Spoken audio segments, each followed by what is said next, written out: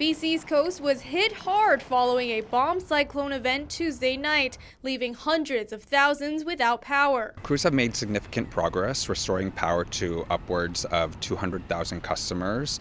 We've had close to 300,000 customers impacted. We saw probably about a 40 to 48 millibar drop in 24 hours. So very rapid intensification. So storms getting much more significant and really strengthening as each hour goes forward. Really a long duration event, which was one of the most interesting things associated with this.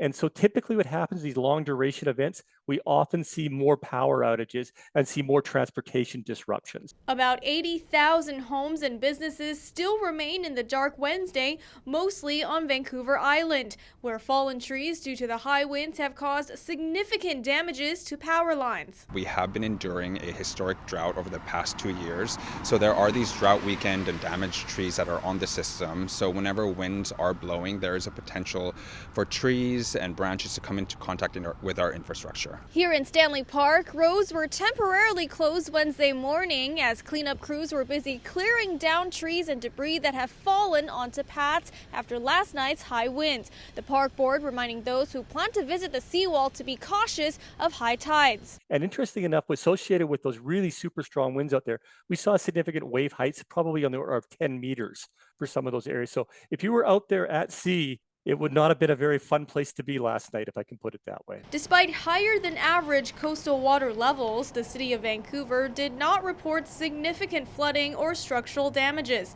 More strong winds are in the forecast Wednesday night. BC Hydro asking customers to stay prepared in case of an outage. It's difficult to predict how much damage a storm will cause and how long a power outage will last for. So that's why we always encourage customers to be prepared.